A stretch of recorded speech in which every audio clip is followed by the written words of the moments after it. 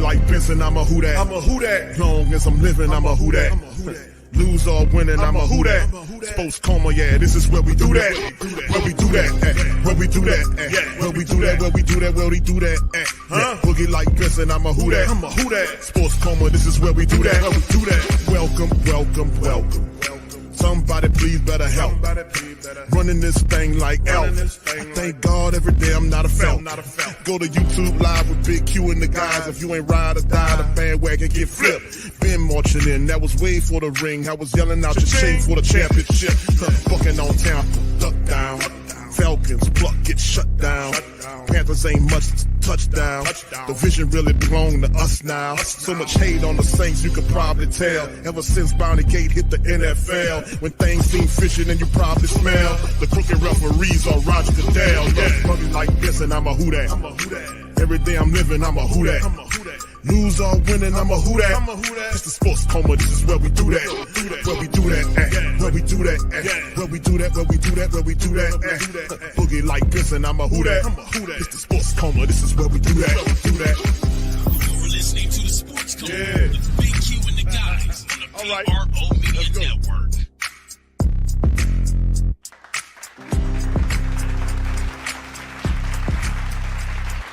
All right.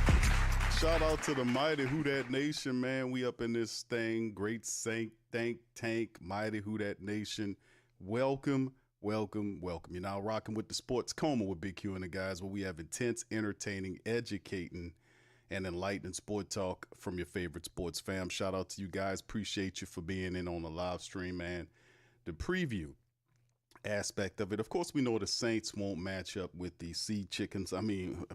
Seahawks until later on this afternoon, man. So it's the afternoon matchup up in Seattle Stadium, man. So we have to take it to them.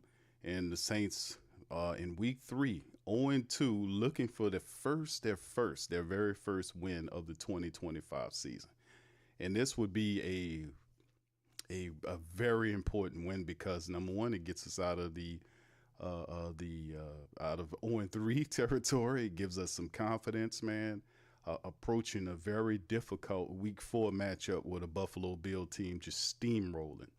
So it's going to be interesting, man. But can the Saints, man, dressed down in all white today, white helmets, white jerseys, pants white, shoes white, all white uniform, can they have a pure performance against the the Seattle Seahawks out there as well? And Lumen, I think it's Lumen Field there, so it's going to be interesting, man, to see how it all, and we'll talk about it on this show. So big ups to you guys. Appreciate you for being in the live. I don't want to offend any Seahawk fans.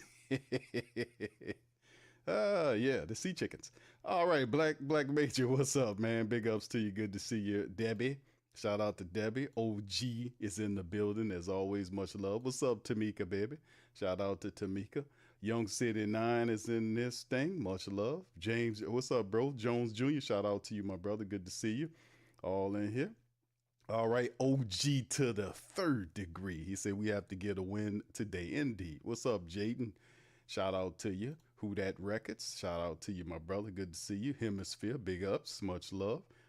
Big ups to all the fam, man. As you come rolling into the stream, give me a Who Dat on this game day, and I give you a Who Dat back. What's up, Muse? Shout out to Muse for being in this thing as well. And man, we got work to do today. Later on, the Saints have to take care of the business. They got to handle up today and get that first win. We must win today.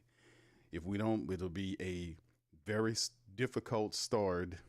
0-2 is one thing, but 0-3 hits differently. Because a win in 0-2 gets you to 1-2, But 0-3, that starts a hole. You're not in the hole yet. You get a win today, you go 1-2, and one other win gets you back to 500. But 0-3 starts the hole. We can't be there. You lose to Seattle today, you're going to go 0-4.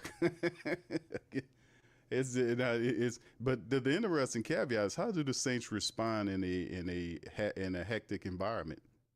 How do they respond? They obviously didn't respond very well in the comfy confines of the Superdome how they didn't respond on the road. The Saints, this team might be a road warrior team. We have no idea of, of how it's going to be until we get there. What's up, L Dub? Shout out to you, fam. Appreciate you. But anyway, fam, let's hop right into it, man, on the preview. And like I said, we'll do this and then bounce back later on for the play-by-play action. And just to announce, the Saints did have a few moves that they did announce in terms of the team and what happened yesterday. The Saints did sign Kevin Austin Jr. Remember, the thing about with what the Saints did in terms of getting rid of Cedric Wilson Jr. and they ultimately did decide to bring Kevin Austin Jr. because the Saints are dealing with some issues from the wide receiver position. So they are having some issues as far as that is going on with the wide receivers. Now, we know that we'll go over the last injury report that showed you that the Saints are definitely, that Devon Valley is dealing with an issue as well. And that is something that we have to just pay attention to and see how it goes out, man, because if he's banged up, and like I said, he caught a touchdown. It did look pretty promising at first, but he did have an injury that we'll have to adjust to. Anyway, Kevin Austin Jr. has been moved to the active roster from the practice squad, and then, of course, a couple of standard elevations. Tight end Trayton Welch and defensive end Fadil Diggs were activated for today's game against Seattle, and they waived tight end Matavo. Now, Matavo have to clear waivers before he hits the team, but, he really has struggled, and he's a rookie, and he's one of the 7th-round rookies, guy that had a higher grade. But he on tape, the last, and I like Matavo. I think he's a young player with upside. But on tape, the film didn't look kind on Matavo against the 49ers. He had a couple of plays where he was, his blocking was suspect. It's like one of the plays, one of the more atrocious blocks that a 6'8", 260-pound player, he was going up against a defender, and the defender just basically used him like a swing door. Like, he had him positioned where he was peeking around to see where Elvin was, and Matavo just was complicit with his move. And I'm like, no, there was no resistance in it. You don't pity pat with the guy, clear him out. And if he commits to moving to the left of you and the running back is behind you and he cuts right, then mush his ass out to the right and clear a lane for the left. Don't sit there and let him hold you up and look behind you and to the left or right, and then when the guy goes right, then you allow him to get there. He looked terrible on film. He got a lot to learn. So the Saints say, hey, man, listen, we're going to get somebody who's a little bit more competitive at the tight end position. And Trayton Welch, truthfully and realistically, really outplayed Matavo. Matavo really wasn't much in training camp or in preseason. He's a rookie. He's still learning. But you won't want to have a 6'8" weapon that you can trust, at least block, at least know how to effing block. You're 6'8", 260. Block. Do something. But he looked terrible on film. So I can see the Saints needing a jolt from the tight end room, getting Trayton Welch out there, who does catch and did outperform Matavo in it, but they looked for upside, and now they kind of switching that thing around. So hope Matavo will clear waivers. The Saints put him on the practice squad because the man definitely need practice. And also, let's keep it moving, man. Let's jump to the injury report that was revealed yesterday. For those who didn't see the Week 3 injury report, the final one that showed that that Taliese Fuaga is questionable. He didn't practice. And remember, this is nothing new. He didn't practice all week long last week before he got in the 49ers game, and actually did pretty decently. He did give up a sack, I think it was, in the game. The guy kind of got around him and bent up under him. And like I said, that knee, and now he's developed them back issues, and it's a game time decision. So they haven't really revealed whether or not Taliese is going to actually start in the game or whatnot. And you hold it right up to the vest. But if I was the Saints, I would not play Matavo. He's got a back issue he's dealing with. He's dealing with the knee. I would kind of just sit him down. That's why you made the trade to get Asim Richards from the Cowboys. And it's a long season, so we want to make sure we have Taliese healthy. So if you got a veteran like Asim Richardson there, you might have to get in there for this game and operate from the right tackle position, right?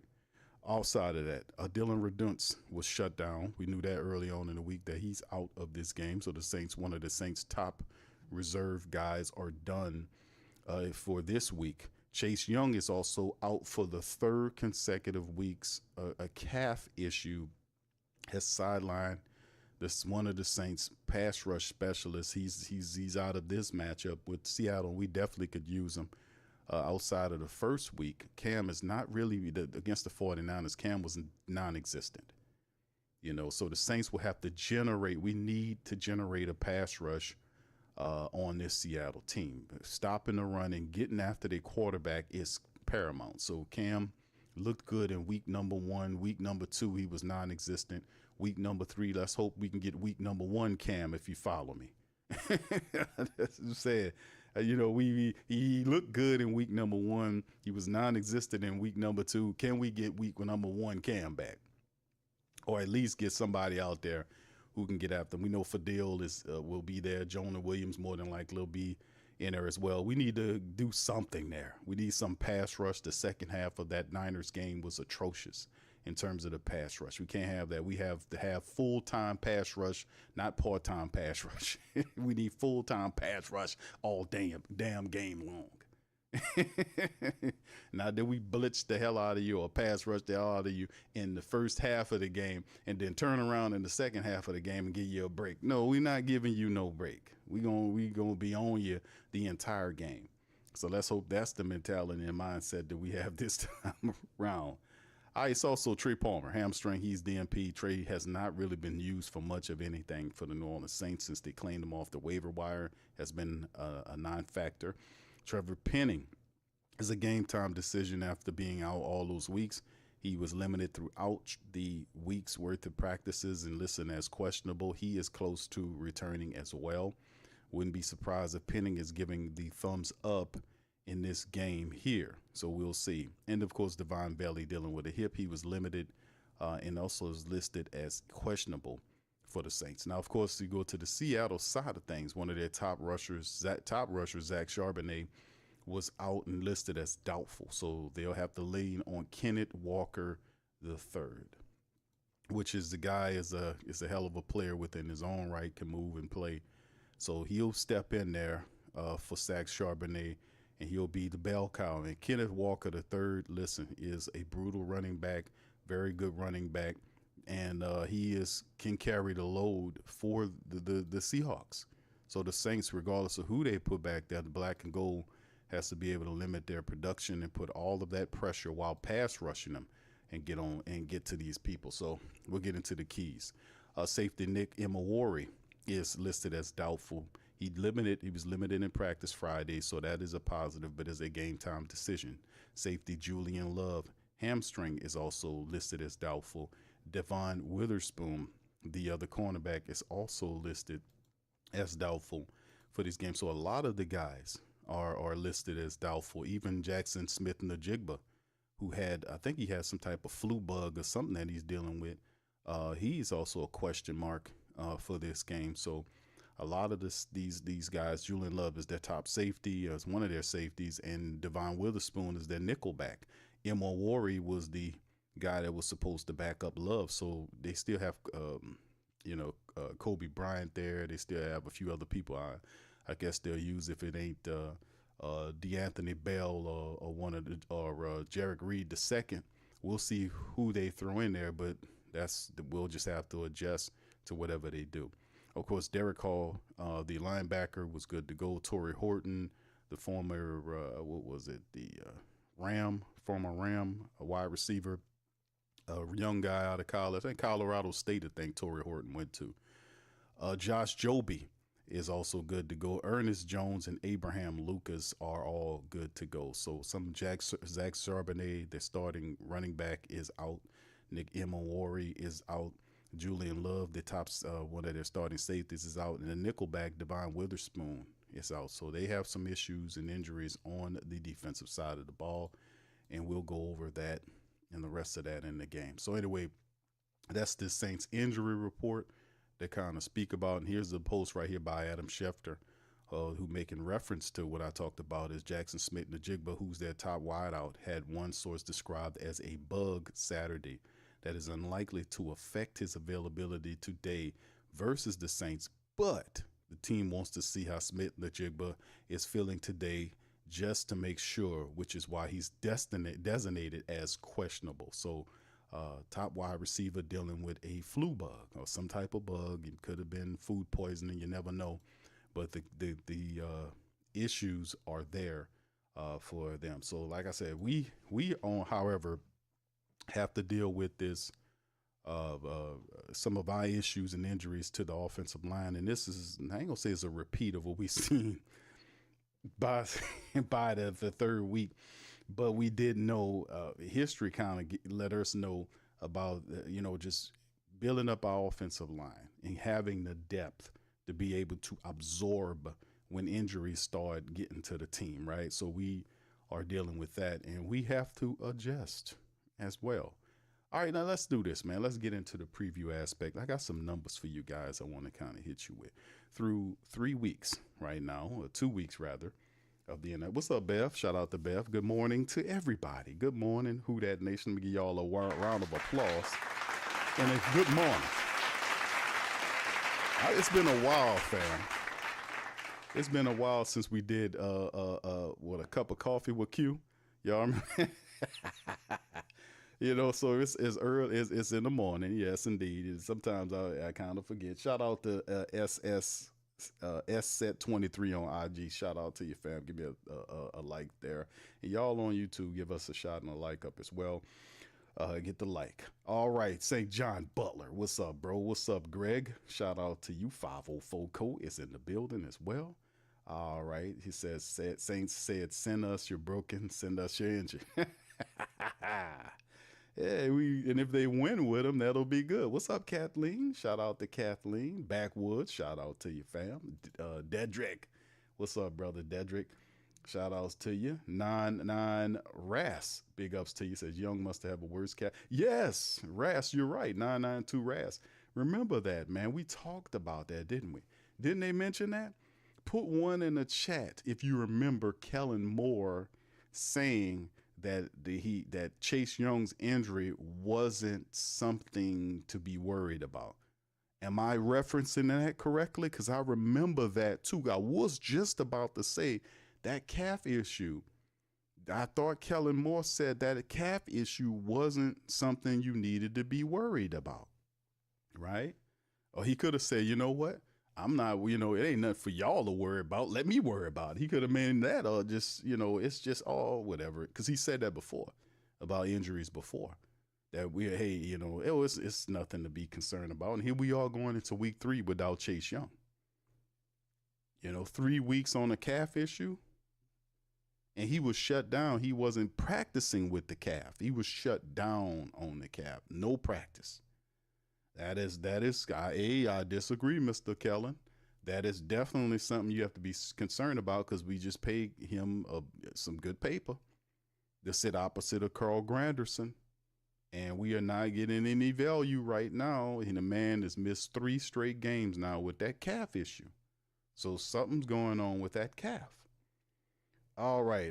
Big ups, fam. Good to see y'all in the chat. Y'all remind me, because I got to ask y'all sometimes. What's up, Saints Garcia? How you doing, fam? Says on the way to the game, and Coach Mo hometown. Thank you, bro. Appreciate you. Shout out to you. Thank you for checking in. What's up, Mr. Mark? Shout out to you, Mr. Mark. Who that to you, my friend? Appreciate you for stopping by as well, man. Much love to the fam. And safe travels to all my mighty Who Dat Nation, the great Saint Think Tank. Y'all be safe on y'all travels, man.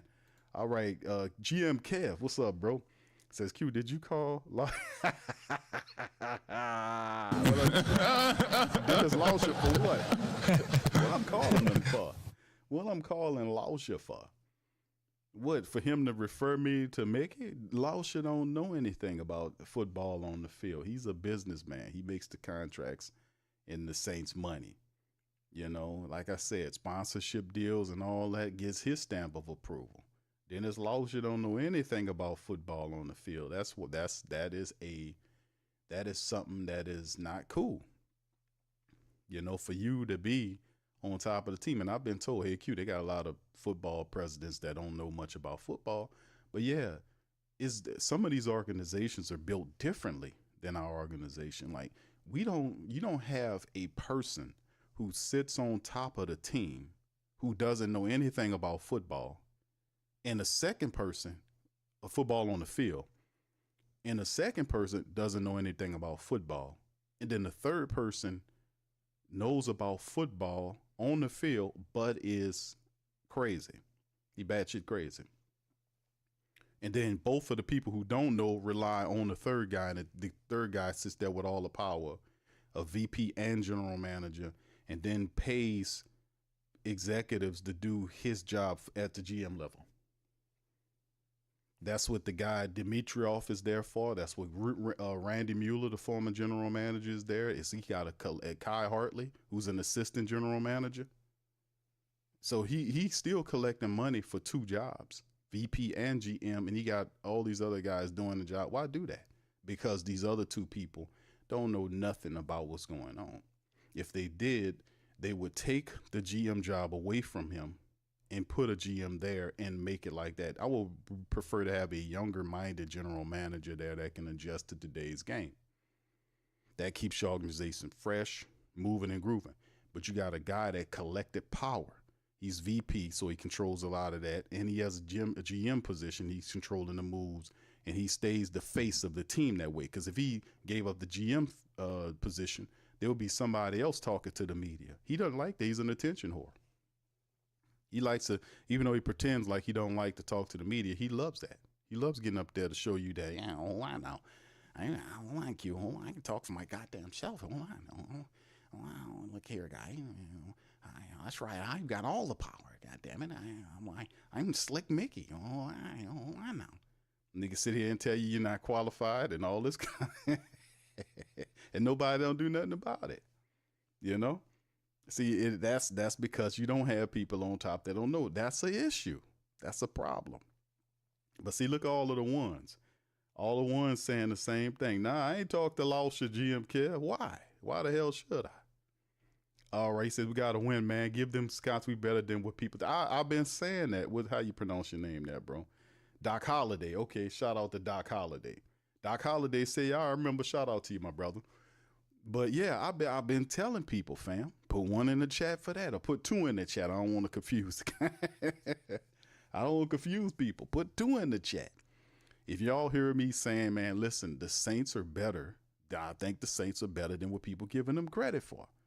I've been saying that. I've been saying, hey, man, the Saints have the talent. They're not as young as you think they are. I'm not saying they're ancient, but I'm saying that they are a lot more competitive insofar as what we see them based on what the national people are saying about the Saints. Like, oh, the Saints is going to be ready for the first round draft pick, all this kind of stuff. And I'm like, no.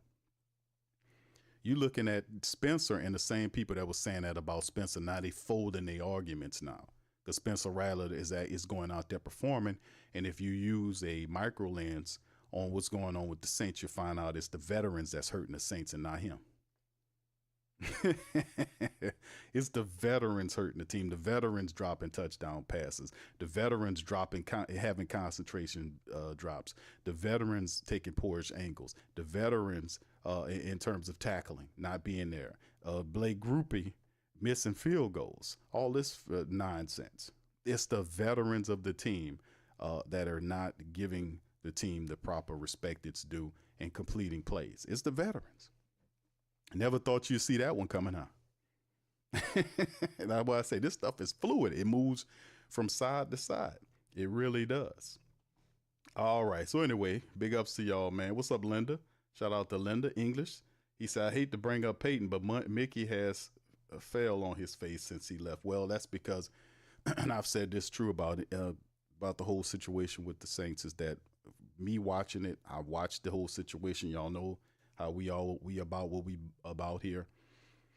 But the whole thing was, like I said, Mickey Loomis deserves credit, but I often was saying I deciphered and broke down Mickey Loomis and showed that Mickey Loomis is not as great as you would think that he is. He had a good hire in Sean Payton. Sean Payton ran everything. The moment Sean Payton came out of there, you could see everything tank down. Now, if he was as great as you said that he was, then he would have hired a coach that would have kept the winning going. And it showed you that it wasn't him because of the hire after Peyton, and then not recognizing the guy was bad, and he was so stupid in his assessment of the team that he rode with the guy until the people fired him. That's when I was like, this guy don't know what he's doing. You think by giving blind support to a guy just because you hired him is the right thing, and then when it fell on his face, he had to pivot and think. So you had to force him. And Kellen Moore was a good hire. It was a good hire because it was a 9-circle move where he had to go outside of what he known to go and get the guy. So it was a very respectable move that will translate positively going forward. But it took the Who Dat Nation. So let's not forget that caveat when they start winning. The people that's going to forget that and say they're going to try to wash the history and say, yeah, it's all Mickey did this and all this. No, it was the Who Dat Nation non-support and forceful nature that forced them to fire that guy.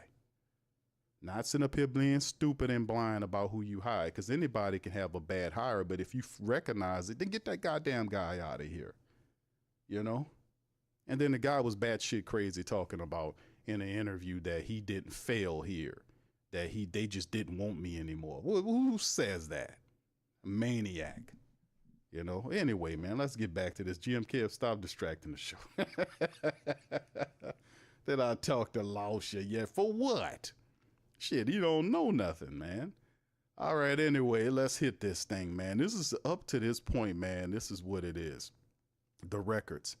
0-2, and the Seahawks are 1-1, and these are the numbers right now, family, through 2 weeks of football. Scoring average. Saints are averaging as an offense 17 points a game over the last 2 games. That's 26th in the NFL. The numbers don't look good, man. You're looking offensively, but we can fix this, though. All right, Seahawks averaging 22 flat. That's 16 or almost middle of the pack. So the Saints have to get them numbers up offensively speaking. Their opponent's scoring average in rankings, they're allowing over the last 2 weeks people to score 23 points a game on the Saints. So if you're scoring 17 and giving up 23, it's no imagination why you're 0-2, right? Right now, and this could be fixed. These numbers could be flipped with solid football over the next couple of weeks. 23 giving up a game. Seattle averaging 22, giving up 17, which is tied for 7th. The defense is not the Legion of Boom, but they're a very respectful unit with a lot of good talent on there, and we'll go through that. Total offensive numbers. Here you go. Saints are averaging 311 yards a game. That's tied for 20th. The Seattle is 312.5 at 19. The rushing offense, Saints are averaging 114 a game. That's respectable, but it's almost middle of the pack. They tied for 13th. The Seahawks are 100.5, which is 19. The passing, Saints is throwing the ball around 197 flat. That's 22 in the NFL versus 212 by the Seahawks. That's 16. Total defense, Saints are giving up 310 yards a game. That's tied for 14 in the NFL. The Seahawks are giving up 325.5. That's 18. The total Saints are giving up in terms of you running on them. They're giving up a 111.5. They got to stop that. That's 17th in the NFL. The Seahawks got you at under 100, 95.5 at 11th. So they're good at kind of doing that over the next couple of games. We got to break that loose.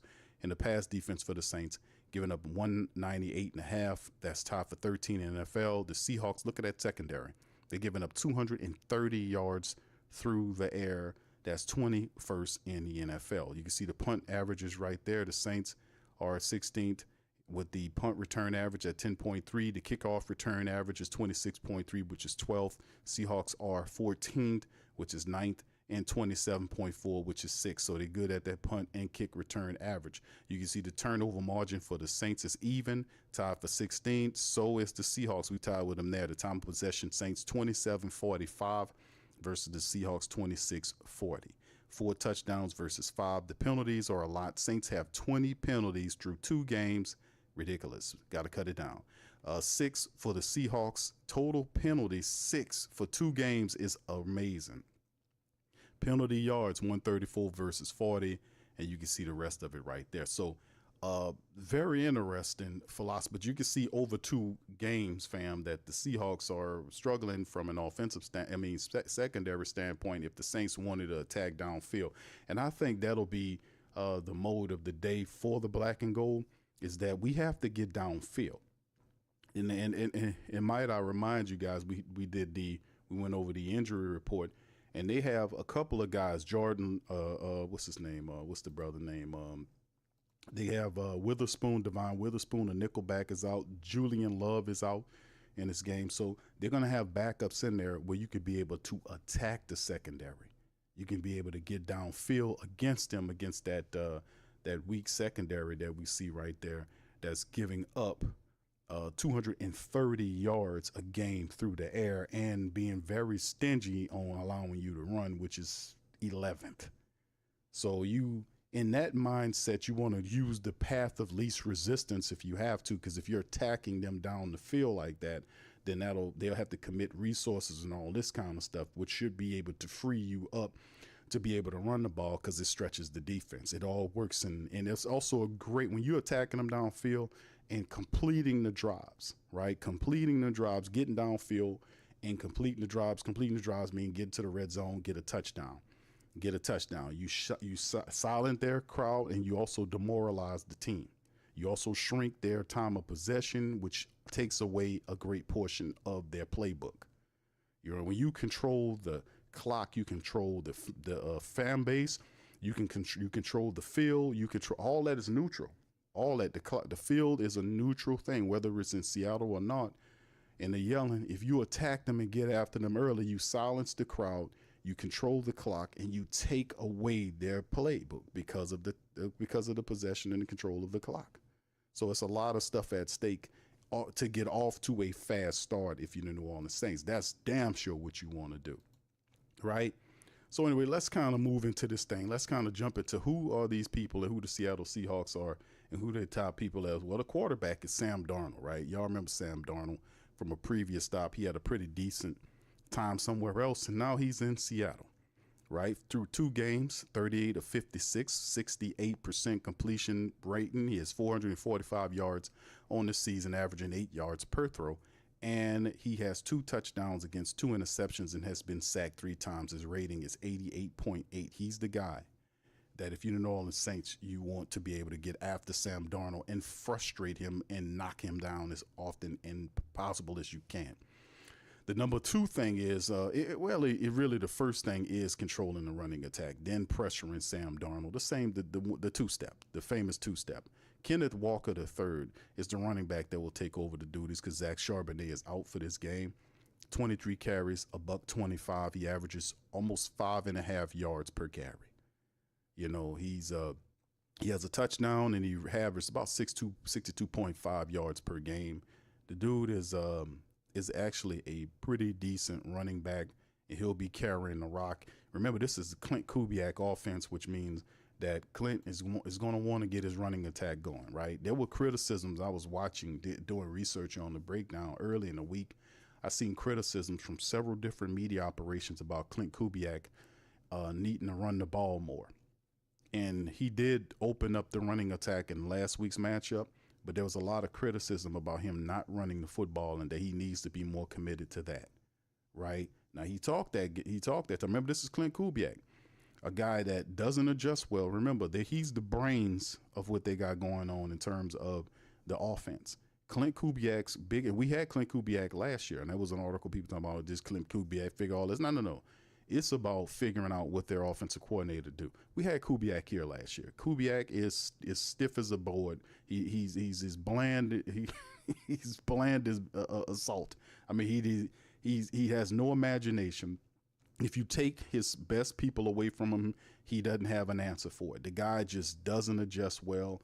And even when he knows he's supposed to adjust, whether he doesn't know how to adjust or he's just a moron, I don't know what it is, he just doesn't do it. You can call him stubborn, you can call him whatever you want to call him, he just doesn't do it. Right? He doesn't adjust well. That's what we seen from him last year. You take his people away and he's lost. So this is the same guy. He ain't gonna alter and change too much. He got the same people. Andrew Janok, who's the QB coach.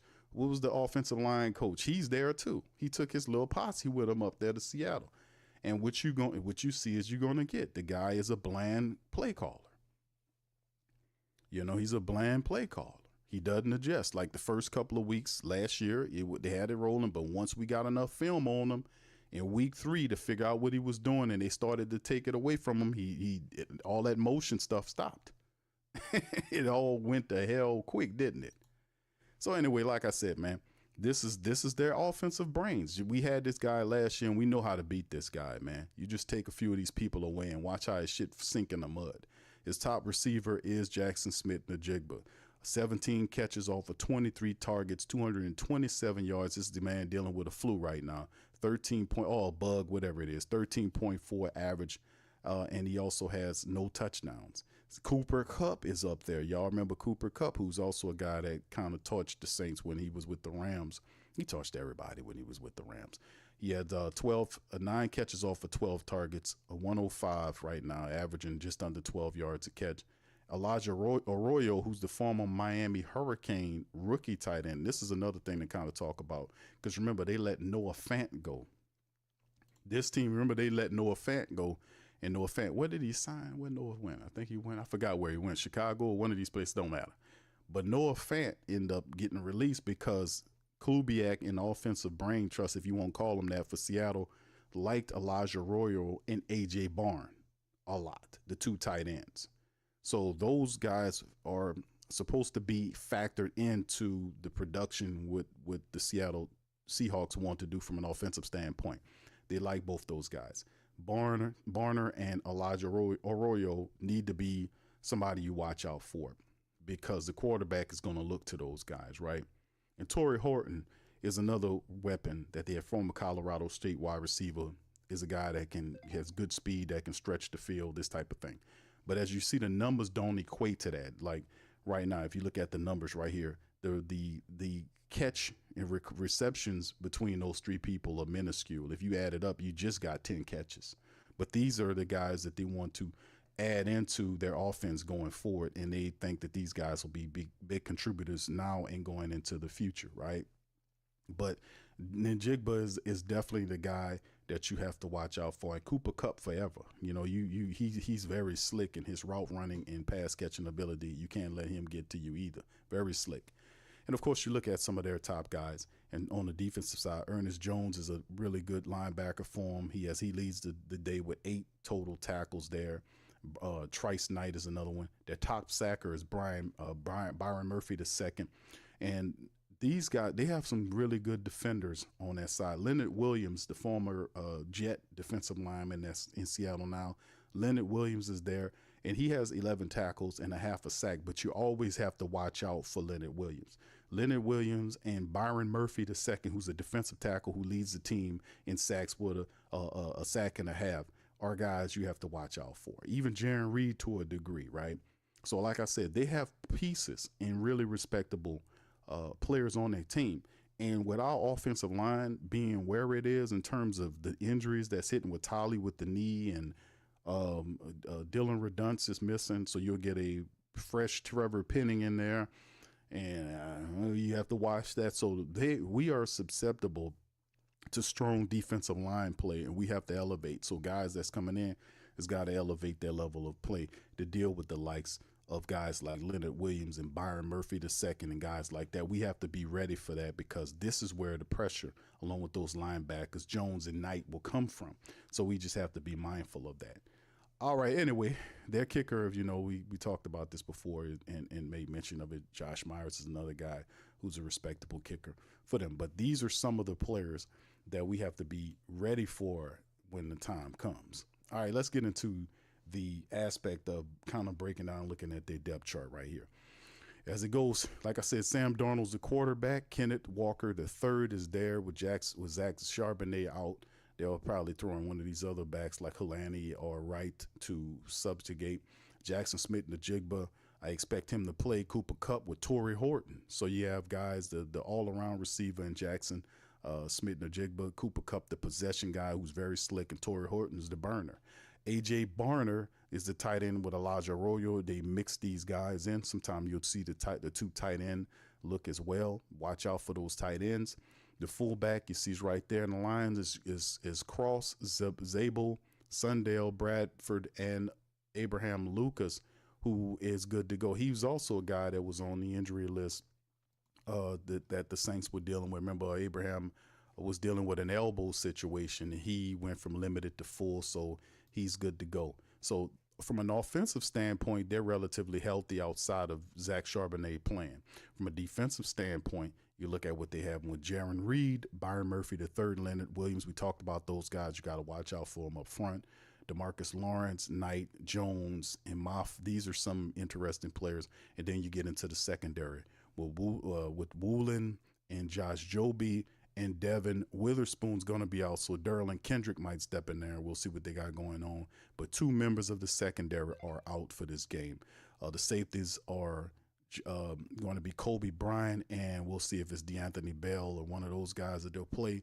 But both Julian Love and Nick Imawari, who they drafted, are both listed as doubtful for this matchup. So injuries in the secondary presents opportunities for the Saints to attack downfield against a secondary that's been struggling through the first 2 weeks.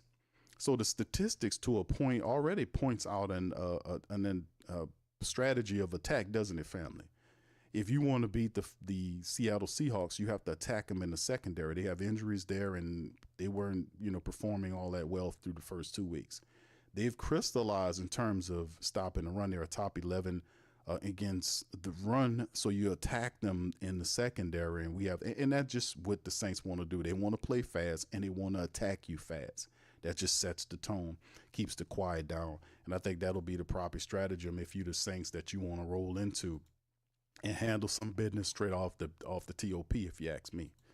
All right, let's keep it moving, man. Let's get into some of the keys of victories, man, that we're going to talk about in terms of the black and gold, what they need to do to get this dub. And this is some of the keys right here. We're going to go over here. Let me see if I can kind of get them to a point where you can see them a little bit better. Let me kind of, all right, let me get there you go. That's a little too much, I want to say. Yeah, let me back it off a little bit. But yeah, this is the keys of victory right here. Let's hit it. All right, keys to victory for the Saints.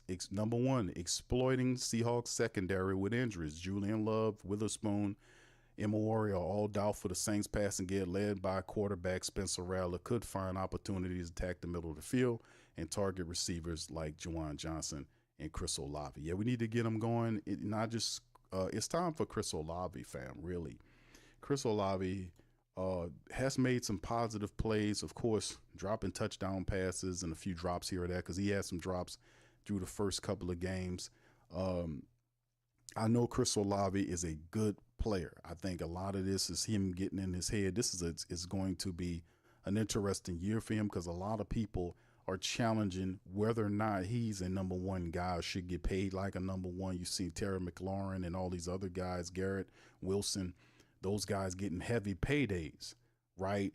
And he's going to have to get out of his own head and just play football and let all that stuff take care of itself.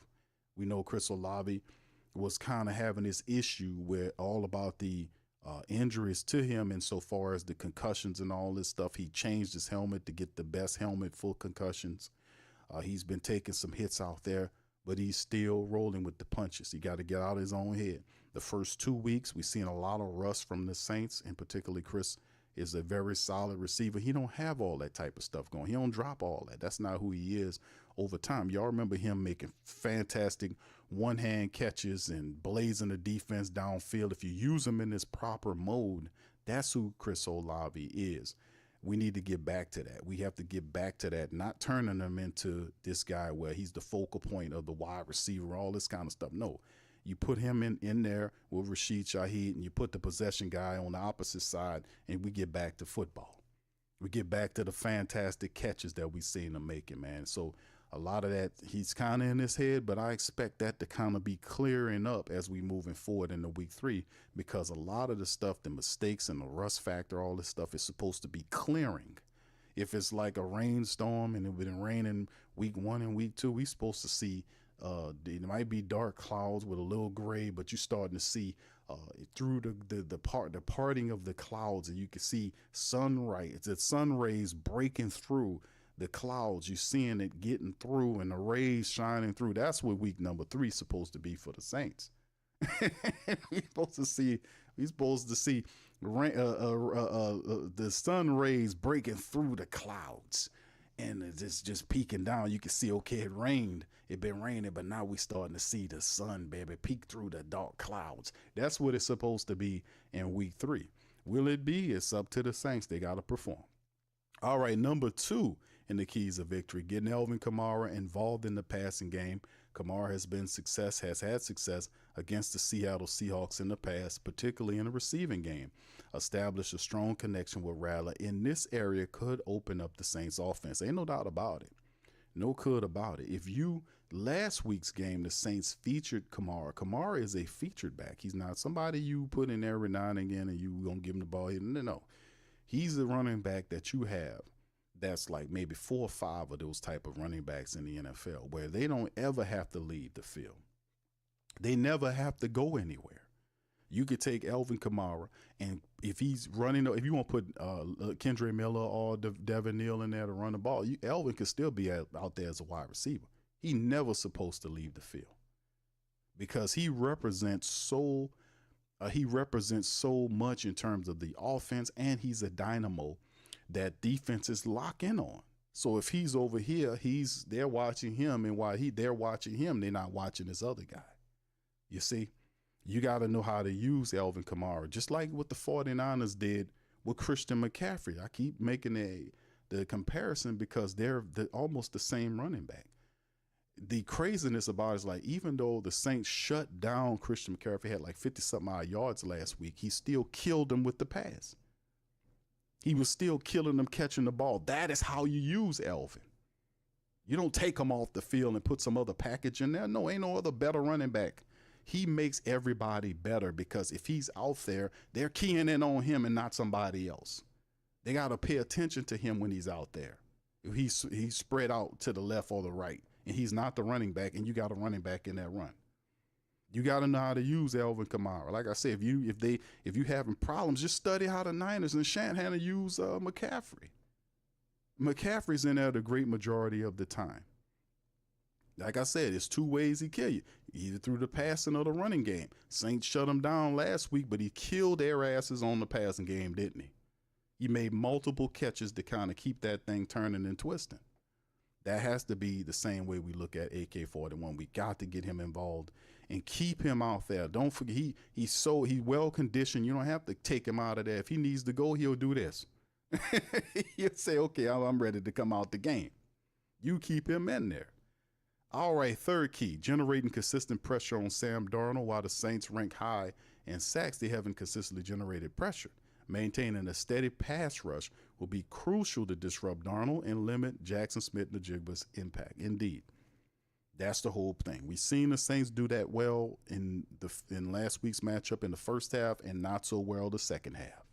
It all went to hell in the handbasket in the second half, and they sat back there in that soft coverage and then allowed the quarterback to get a groove, and he was throwing behind our slow-ass linebackers. You know, that has to change. Having 2 guys that are athletically challenged is a no-no for a defense that's predicated on speed. You see what I'm saying? I got love for Demario Davis. I like Pete Werner, but we can't have 2 athletically challenged people out there all the time. Something got to give, right? You know what I'm saying? You got 2 athletic. That's a good way to put it. Athletically challenged. We have 2 athletically challenged linebackers out there. Now they're smart as all outdoors, but at bottom line, athletically challenged is still what they are. We got to mix some speed in there. We got to throw some guys. If we're gonna have if we're gonna have Demario in here and Pete every now and again, then we got to bring another guy in. We got to bring in a speedy linebacker that can help cover this thing here. You know, we can't allow this thing to kind of slow down.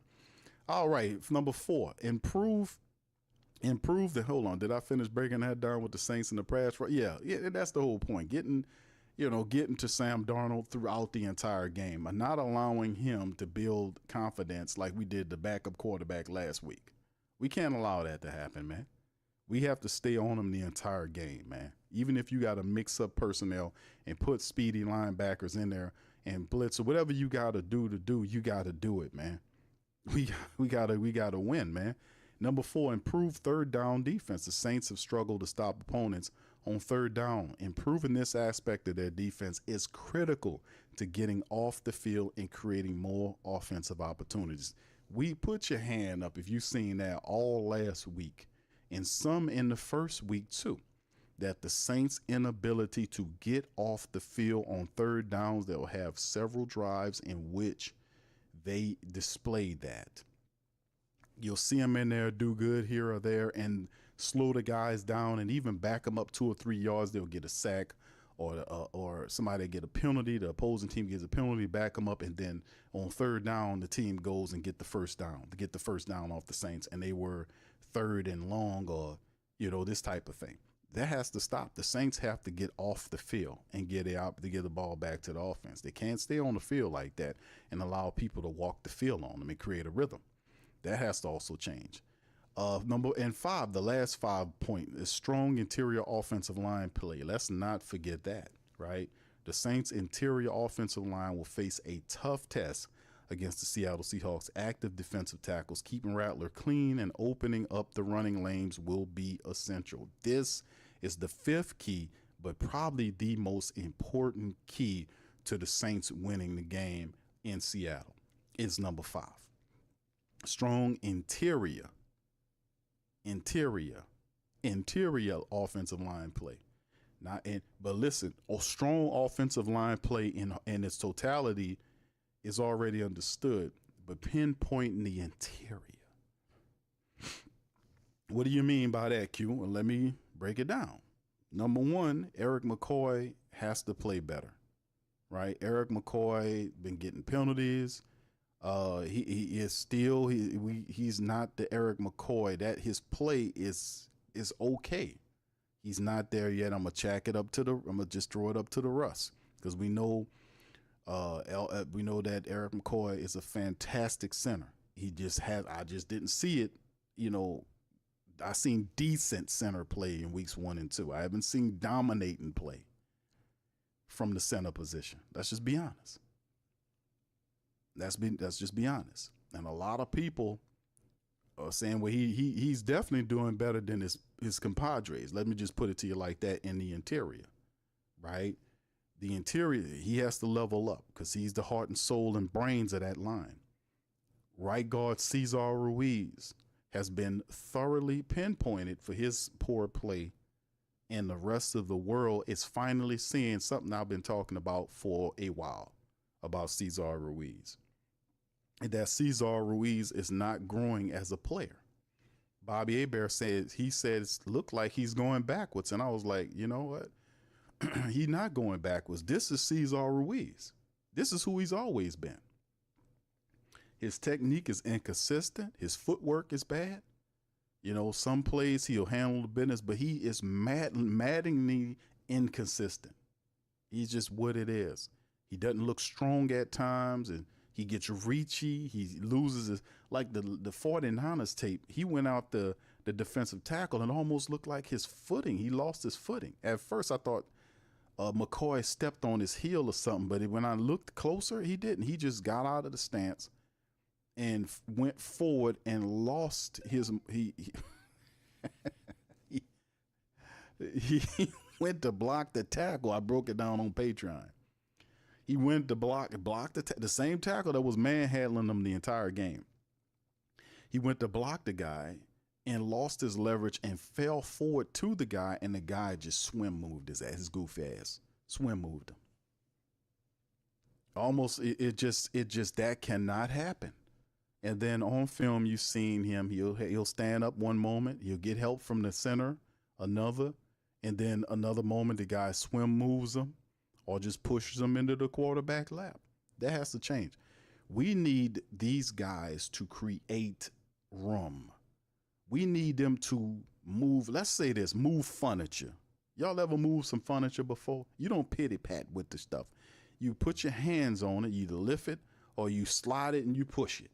We need these guys to move furniture against the Seattle Seahawks defensive line. We need them to resituate the line of scrimmage in our favor, which means if you're getting that kind of push, you get creating the kind of push where you getting 2-3+ yards into the line and you moving that furniture, you giving Elvin space to operate, even Kendre Miller. Them guys are talented enough where they'll know where to go. But the Saints have to move furniture, and they're not moving no furniture. Cesar Ruiz is not man, listen, he got to get that together. You know, he got to get it together. He is definitely Bob Rose. Shout out to Bob. Bob called him the weakest link. But think about that. Think about Bob Rose, my favorite Saints beat writer, Bob from Saints Wire, called Cesar Ruiz the weakest link. Not Trevor Penning, not Dylan Reduntz. Think about that. Because for a long time, Penning was the guy that was people considered the weakest link because Penning's play was so bad that it created a black hole void for everybody to pay attention to him. And that's what was going on. But now that he got hurt and he was out the way, the injury gave you light so you can see who was really bad. Caesar Salad. My bad. I didn't mean to say that. Caesar Chicken Salad Ruiz. You know, he in an elevator. He ain't no longer Caesar Salad. He's Chicken Salad Ruiz now until he changed the shit around. But that has to change, man. And then whoever playing the left guard position, if it's Penning, I prefer to give Torrey Simpkins an opportunity there. I know he's an undrafted guy, but he's been practicing and playing while other guys have been hurt. I just would love to see Torrey Simpkins get a shot. I don't think they will because of the value that Penning represents. They don't move him all around at left tackle, right tackle, left guard for you to then say, oh, we're going to put Torrey Simpkins in. They're trying to justify the pick by moving him around this way. You know, so I think he'll more than likely get the start today, man, and hopefully he doesn't reset to pass Penning, because I've seen that in his game. Like you'll get him up to a point and then he'll miss some time, and then when he comes back, he resets to pass Penning, which is he's giving up his leverage. He's blocking up too high. He's a big guy. You got to bend them knees and do this kind of stuff. You got to get it's a leverage game. So if you got a guy that gets up under the pads and drive you back, you can be as strong as Superman. It ain't gonna work. He got science on his side. He got leverage on his side. He gonna walk you back. So we need that. That's why this bullet point is so imperative and needs to be followed. Is that strong interior offensive play, whether it's Penning or whoever on one side, because Reduntz is out, and then Ruiz needs to play on that right guard. He needs to play better there, and McCoy needs to play better. McCoy needs to play better, a lot better. So you can you can really, if you do your knowledge, do your research, you can really tie a lot of these struggles, Saints offense, to that line. You know, they're not there yet, and I'm chalking up the first couple of weeks to rust. Now is no excuse. Week 3 going into week 4 and beyond, there's no more excuses for this. You know, guys have to play. Your skill guys are there. Guys have to step up. We resituated the backups. Kellen Moore recognized that he had a bunch of guys in there that wasn't really as good as he thought. He had a bunch of injuries, so he basically went out and found in almost the same week all new backups. He traded for Akeem Richards from the Cowboys. He claimed Xavier Truss off the waiver wire along with Palmer, the wide receiver. Then he traded Bink Saunders to the Jags for Jake Fortner at center. So he basically, within a week's time frame, created a whole new group of backups via trade. 2 from trade, the other one through the waiver wire. Interesting. So let's see if these guys get these guys ready to step in. If Tali can't go today, we need Akeem Richards to step in at right tackle. If Pennings comes back here at left guard, looks like he's going to be, he needs to handle up. We can't have struggling Penning and struggling Ruiz on both sides of McCoy. We can't have struggle. We got this. We got to step up and hammer down. All right. Anyway, all right. Players to watch for the Saints in the win to guarantee this. Spencer Rattler has shown flashes of potential, but needs to continue his development and exploit the Seattle's weakened secondary. These are keys to the victory for the black and gold. Alvin Kamara's versatility as a runner and receiver will be crucial for the Saints offense, particularly against Seattle's potential depleted safety group. All about the safeties. And the reason why you folk is the path of least resistance, right? The Seahawks secondary gives up yards. You want to attack them there. If you're the Saints, you want to start fast. You want to attack them there. The running game, they're a lot more stiffer to run against, right? But when you start hitting them in the secondary, you stretch the defense and you open up an opportunity for you to start getting with the running game. You can really get your balance on then. Juwan Johnson, oh my goodness. Juwan Johnson has been the Saints' leading receiver and could be the key target for Rattler, especially in the middle of the field. This is true. Juwan Johnson is a guy right now for the Saints that are doing that is some good and bad. I'm not going to say that, just totally going all in, but Juwan Johnson has done some good stuff, and he's done some bad stuff. He had dropped touchdown pass. He had a couple of dropped concentration drops there, but nonetheless, he caught a touchdown. And like I said, when they gave him the $10 million a year for the next 3 years, he'll be counted upon to step up and make plays. And we're going to go back to this momentarily. Let me show y'all the Saints stat as up to this point. With Spencer at 421, passing 52 of 80 for 65%. He's averaging 5.3 yards per throw. They need to get him downfield. That's 210.5 for Spencer. 3 touchdowns, no picks. He was sacked 4 times, rating of 90.7. Very respectable. Once we get downfield, those numbers will explode. Alvin Kamara through 2 games, 32 carries for $144, 4.5 yard rush average, and a touchdown. 72 yards a game for Alvin Kamara. Spencer Rattler has scrambled 8 times for 43 yards, and every time Spencer scrambles is 5.4 yards. He does it. So he gets a half. Every time Spencer takes off, he gets at least 5.5 yards, right? At least 5 yards per scramble when he does it. He doing that. That's big. If he can ever get it to like 8 or more, that would be phenomenal, right? And then Kendre Miller, 10 carries for 32 yards, not much there, 3.2 yard average. He's not really doing as well as you would like him. He's averaging 16 yards a game, and we got to open up with the line. We got to get our runners going. In the receiving corps, Juwan Johnson through 2 games, he's caught 13 of 20 targets, right? He's averaging almost 10 yards per catch, and he had a touchdown catch in the game. He's averaging 62.5 yards. Chris Olave is 5 catches underneath him, 13 of 23 for $108, averaging 8.3 yards per catch, no touchdowns just yet.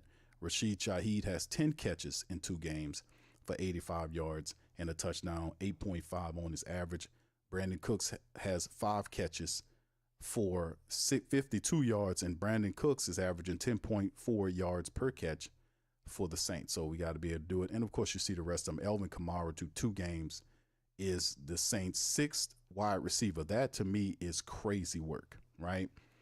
Because Alvin, 8 catches on 8 targets. So every time you threw to him, he's caught it, but it's 33 yards and 4.1 yard average, no score there. So he's underneath Brandon Cooks. We need to flip-flop. We need to get that higher where he is at least a 3rd or 4th guy on the receiving list, and that's a part of keeping Alvin Kamara on the field. He's a weapon. He's your featured guy, the guy that they can't stop. And of course, the traded wide receiver they got from the Broncos, Devon Valley, has caught 2 catches off of 3 targets for 16 yards and a touchdown. So we don't know if he'll play in the matchup. So Saints really need to get more people involved in this passing attack, and that'll come with them going through the weeks. On the defensive side, Demario Davis has 20 tackles to lead the team currently for the Saints, 14 for Pete Werner, 13 from Carl Granderson is having a special first 2 games, 13 tackles, 3rd on the team, 1 underneath Pete Werner. He has 3.5 sacks right now for Carl Granderson, off to a fantastic start. Might be a double-digit sack year for Carl Granderson, man, if he keeps this up. Isaac Yiadom, 11 tackles, tied with Justin Reed, the fantastic safety. Jonas Sanker in 2 games has 8 tackles, tied with Alante Taylor, who also has a sack in the game. And of course, Cam Jordan through 2 games has 4 tackles and a sack and a half for him. So right now, so that's pretty much what it is to talk about. No Saint right now. If we can get an interception, it'll be the first interception of the year. The Saints do not have any interceptions right now through 2 games. That can change. Hopefully this game. Blake Groupie is the Saints kicker right now through 2 games. Blake is 2 of 4. 2 of 4. He's 2 of 4. 50% right now of Group A, missing kicks in both games. You gotta iron that out, or they're gonna start having people coming here trying out. They're not gonna play with you about kicking the ball. And of course, you look at the kick return game. Kendre Miller is the top guy that has 6 returns, 170 yards. He's averaging over 28 yards return. Velus Jones Jr. Not so much, but he's giving 20 yards per return. So Group A, 2 for 4. That ain't gonna cut it, Blake. And Kai Kroger, man, 8 punts, 373 yards. Kai Kroger is booming them away, 46.6 average. So that's pretty much what the stats are right now in terms of the Saints, some of their top talent right here, as we kind of bounce back to our breakdown here. All right, so anyway, let's keep it going. Juwan Johnson, we talked about him being the leading receiver that produced me going to the segue to break down who's leading who and where. So Juwan Johnson is the guy that Spencer's going through. Why? It's because of his safety. He's a safety blanket, right? You know he's going to trust his tight end. He said that he's going to go to him 10 of 10 times. So if that's the case, and if Spencer's in trouble, Juwan has to make the catches, especially third down and in priority. Touchdown catches and third down catches that produce first downs, right? People are more kind on you, like say if you drop a first or a second down or something like that, but there's not going to be much grace for a drop touchdown or a drop third down ball that converts more, another group of downs for you. They're less forgiving for drop touchdowns and drop third down balls. That ain't gonna work. So if you're going to drop them, at least do that. I'm just saying, if you're going to drop them, because we know you're going to drop them. It's just what it is. And, of course, Carl Granderson leads the NFL in sacks and will be tasked with disrupting Sam Darnold in the Seahawks passing game.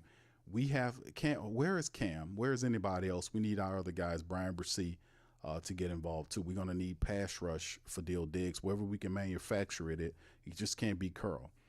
We know Carl going to handle his business, but we need Cam. We need Fadil or Jonah or whoever the Saint Brian Bresee is there. We need these guys to get with it. We need to turn it up, the rush up, and keep it on until the game is over with. Right? With that's what we're gonna need. And then of course Kool-Aid McKinstry will likely be tasked with covering Seahawks star receiver Jackson Smith-Njigba. This is a huge assignment for Kool-Aid. A key matchup that could influence the game's outcome. We know that Sam Darnold is going to attack Kool-Aid McKinstry. Be prepared for that, family, in the matchup. Be prepared for the fact that Sam Darnold will throw the football in the direction of Kool-Aid McKinstry to go against to get Jackson Smith-Njigba. Now, of course, we know he's dealing with a bug issue, but I think the man gonna play. So we got to handle that. Kool-Aid, you got to handle that, brother. You got to handle that, Kool-Aid. Like I said, he's not Marshawn Lattimore in his prime, right? We know he has to establish his own identity, and this is a part of it. You got to cover these tough guys if you're going to be the guy. Guys like Jackson Smith-Njigba, who the offense flows through in Seattle, has to be the guy that you stop.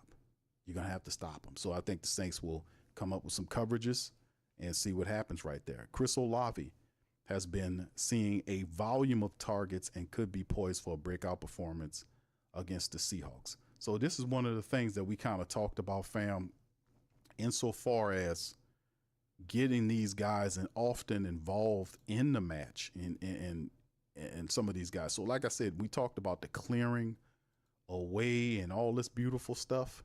We talked about clearing away the clouds and all this kind of stuff. That's what I kind of look at it as, to be honest with you, fam, about what we're seeing in terms of the football play on the field with the Saints.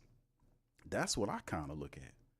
I'm like, it's time for all that to be cleared away so we can get to back to the business of getting back to winning. That's what we want to get to. We got to get back to winning again. We hadn't won in a while. But week 3, you're supposed to see some stuff. Like week 1, week 2 is usually week 3 or 4 you start seeing what they've been working on. Because you have all of, not just the hot reps in the live time games that we see, but all of the practices. Because there is no more guessing about who the starting quarterback is going to be, who the wide receivers are going to be, the confusion that preseason presented. That's gone. All that is practicing now from weeks 1 to this point, whether they're live games or practices, is the fact that this is the team. You see what I'm saying? These are the guys. This is the receiver, wide receiver 1, 2. This is QB 1. This is running back 1. This is this person, this person. So there's some supposed to be chemistry forming and harmony put together between that time and up to this. And weeks 3 and 4 is when you're supposed to start seeing it develop into something.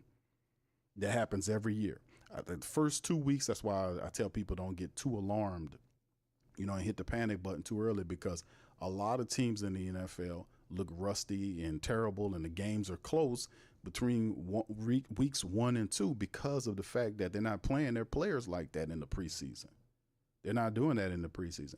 But they kind of use the first 2 regular season games like a preseason, so you see a lot of mistake-ridden football. But and the good teams start really ironing it out in weeks 3, and then you start seeing it in weeks 4. That's a month worth of games. That's more than enough time for people to figure out who they are and what they do well. So that's a time-tested thing that's lasted for a while. So we supposed to see that happen here, the breaking away of the clouds, and here we go. You see? All right, and of course, my picks on the game, fam, the prediction. I'm pretty sure y'all put y'all predictions in there, and I'm gonna share with the family members what some people were saying about the.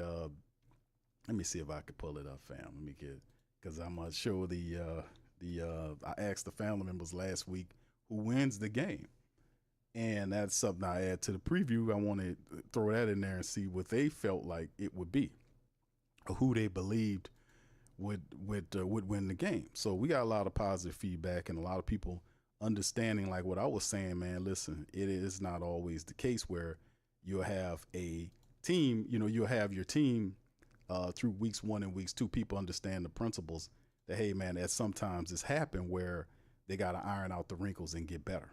Anyway, let me see if I can put it on screen here. And here it is right here. Let me kind of get it there we go. Hold on. Here it is right here. All right. Here's why I asked the family members, and almost 700 people voted on the poll. Who that family, make your pick. Who wins this week 3 matchup? Who wins this week 3 matchup? 69% of the almost 700 people polled said the Saints win. 31% says the Seahawks. So 69%, the mighty new Who Dat Nation has spoken, that they believe that the Saints will get this win, will come away with the victory against the Seattle Seahawks. It's going to be a tough game, but this team is not the Legion of Boom. They're not. They do have a good upfront defensive line. They do have some pieces that are good, like Jackson Smith-Njigba and Cooper Kupp, even though Cooper is not quite the same guy. He's still dangerous. Torrey Horton's is a good young speedster that can take it. Got to watch out for those tight ends. But the offense is a pretty, normal looking situation. Sam Darnold can throw the deep ball, but when he's pressured, he can give you some free gifts. He'll give you some gifts if you hurry up and rush him. But that's the thing. So in this matchup, I also select the Saints. I think the Saints will win this game against the Seahawks. And why do I think that? It's because I think that the pressure and urgency of the Saints, understanding that when you look at, if you won't learn anything about weeks 1 and weeks 2, what I learned about it is the reason why the Saints lost those games are aplenty. You come up with a plenty of reasons. But what I got from it, just my perspective, is I think that the New Orleans Saints lost those games because of execution issues. Dropping passes, this type of thing. They handle up, they win both those games. They come into this matchup 3-0. I don't think they're as bad as other people are hitting on, and I think Kellen Moore is smart enough and has the ear of the team in a way where he can get them to correct this.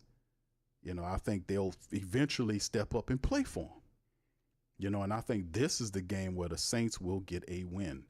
And they really need to win this game, to be honest with you. And I'm really interested to see how the Saints will perform in an environment that's not for them. In a hostile environment, how do this version of the Saints respond? Right? How do they look in this situation? So I want to see that. I want to see how they handle the harsh environment of Seattle, the harsh environment of Buffalo when it's time to roll and go. But the Saints really need to get this win, and not because they need it. I think that enough has passed by where the Saints know that they can win where they can win the game. I don't think they blow out the Seahawks, but I think that they'll cruise. They'll get a good little win here against the Seattle. I think they'll beat them by 7 points, maybe 3 to 7 points on it. I would give them, but in the end, I think they'll get it done. I think Spencer Rattler will get his first win. The Saints will get a good victory here against Seattle, because Seattle's not a juggernaut. They're a good team, but I just think that they'll win this contest. I think the Saints will win today, so this afternoon. All right, so anyway, that's my thoughts on it. We still got a little time before noon. Big ups to you guys. Appreciate y'all being alive. Let me get some of y'all takes, and shout out to the rest of the fam. That Boyst on IG, Muse. I see you, Muse. Muse is everywhere. She on YT and IG. Go ahead, Muse. All right, big ups to y'all, man. Any comments or questions, throw them in the chat. What are y'all takes on it? Do you agree with the, 69% of the Who Dat Nation that says the Saints beat the Seattle Seahawks? Are you among those guys? Let me know in the chat while you're hitting that like button. All right, let me get a few comments in here before we go. Dedrick says Kubiak couldn't adjust the seatbelt when he was here. Let's see what he do today. Yeah, hey, listen, Kubiak, man, he's just too dry to be anything imaginative. Like, he has his father's principles, but none of his personality. It's like the guy's personality is like attributable to like a bland piece of cardboard. Just not no. He is just bland, and his personality reflects his imagination. So he'll roll these principles when you have motion everywhere. The first 2 games last year was the same way. He had motion in everywhere, this type of third. And then when the NFL takes what you did and starts studying it, because none do it better than the scouts and the people in the NFL. They took 2 weeks of it and seeing what you did. They created it, and then in the third game, they took a lot of that away from you. Saints still should have won that game against Philly. They should have beat them. But nonetheless, when that happened, they adjusted, and when he couldn't adjust to their adjustment, man, it went downhill fast. All those extra motion plays, all that shit disappeared. Plus, he didn't have the temperament to mainstay his discipline. When he was ever disciplined principles he was trying to place on the players, they didn't last long. The discipline wasn't there. He wasn't a good evaluator of people that was screwing up, and they would not take these guys out. They had backups that were underperforming. Ali Udo should have been cut 2-3 weeks into the season. He was awful. And when you as a person see that, oh, I made a bad mistake, let me get this guy out. Everybody can make mistakes, right? But it's the key to it is fixing the mistake you made as fast as you can. Don't let it don't let it sit there and metastasize over time before you say, you know what, I had enough time. You done hurt us enough. No, none of that. You see the player is not handling this business now with the NFL staff for not for long. So guess what? You got to go. You have to perform or be out. That's what it is. It's a high stakes environment. If they don't like it, then don't take the money. But yeah, Kubiak, man, we know about Kubiak. You take a couple of his things, his adjustments away, boy, he go down fast. He goes down fast. It's just what it is, man. Pistol P says Justin Reed hasn't done anything. Another has been LSU player like the Honey Badger had one good season at best and couldn't tackle anybody. He struggled. Now, I ain't gonna say he a has been, Pistol Pete. I don't know if you don't sound like you a LSU man, brother. You sound like you might be an Alabama man talking like that. I don't know. Pistol Pete, what who you like, Pistol Pete? Who you like? Gotta be either Alabama or somebody like that.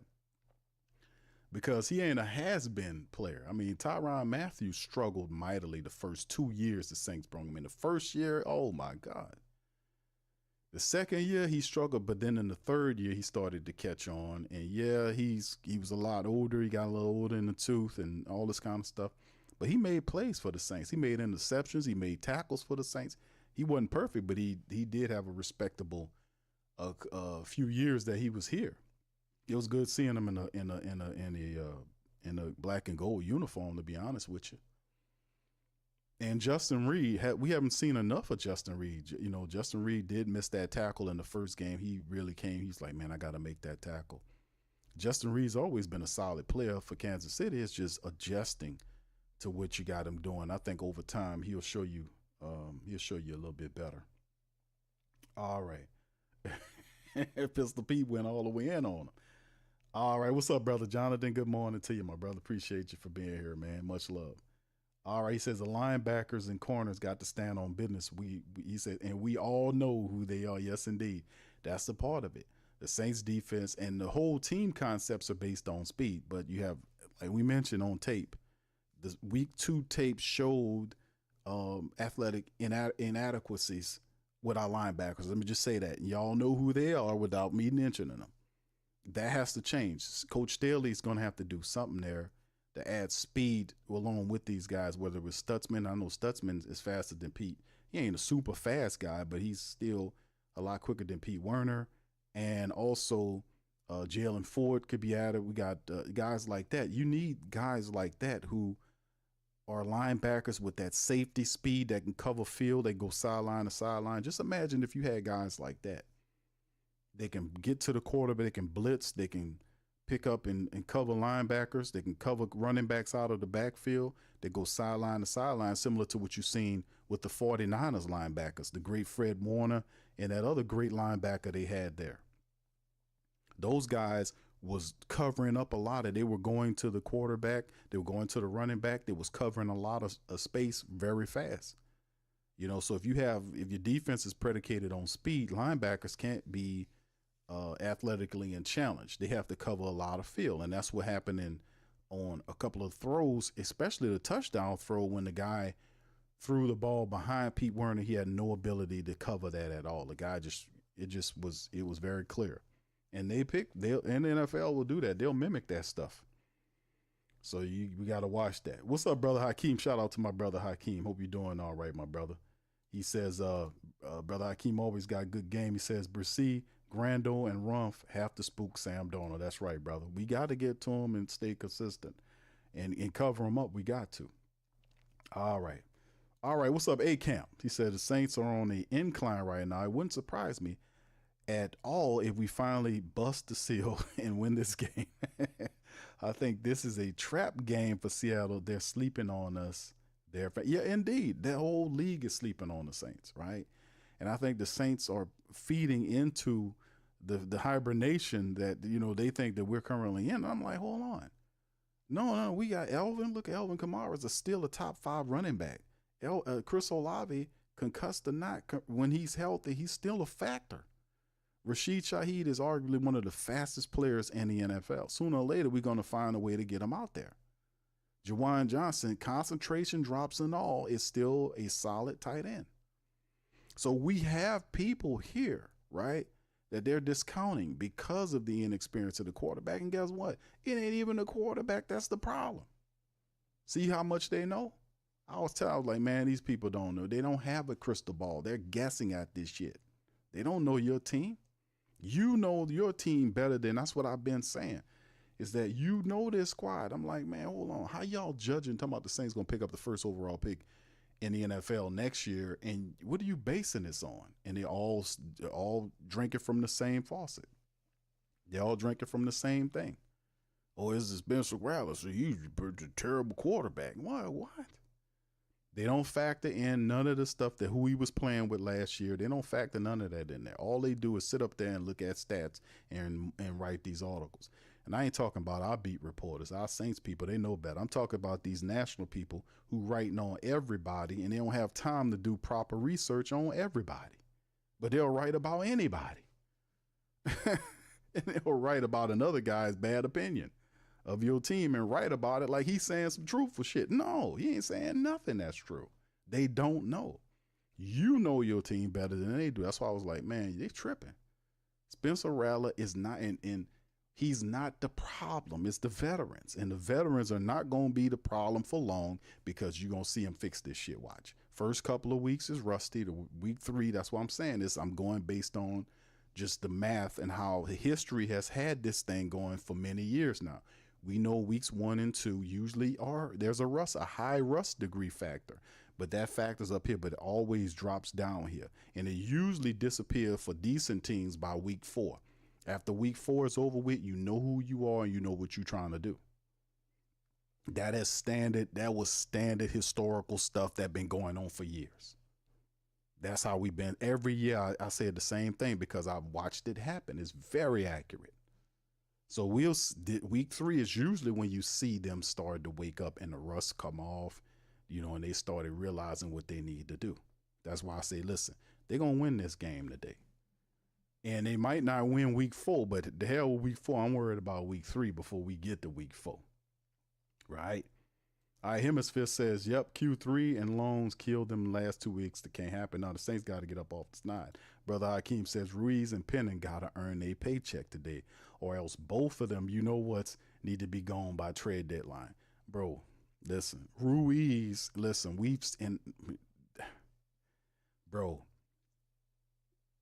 the history of it, like, even y'all remember starting the season, I was like, man, there's no way the Saints get rid of Isaiah Foskey or DeMarco Jackson because the last 4 years these guys have been playing subpar football.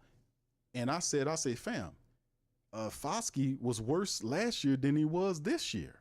Why did they get rid of him this year? Because Kellen Moore in here. Kellen Moore don't have any, he don't have any dedication to guys he didn't pick. Let me just phrase that differently.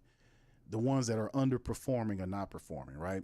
Does that mindset carry with these other guys, right? The highest guy we let go in the street is Isaiah Foskey. He was a 40th second round pick, right? He didn't even get through his full rookie contract. He had 1 year left. Bro, we've been dealing with this for a long time.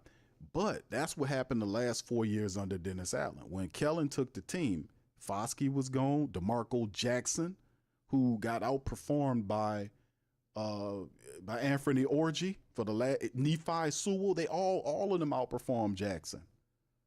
But Foskey and Jackson were put in the street this year by Kellen Moore.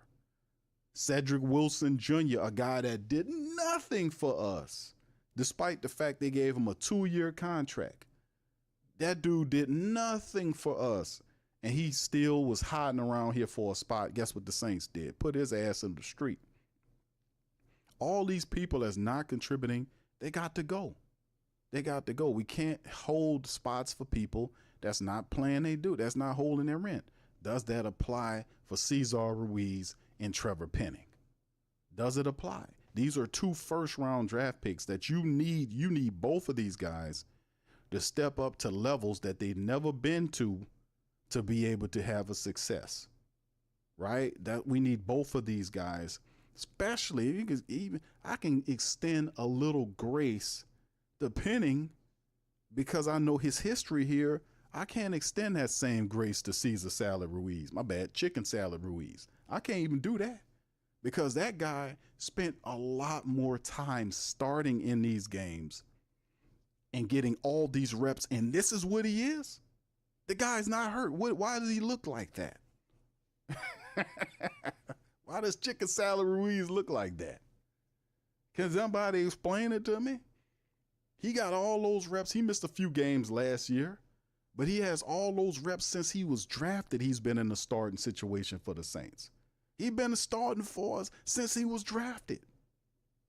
Right? He got the contract and was starting some more.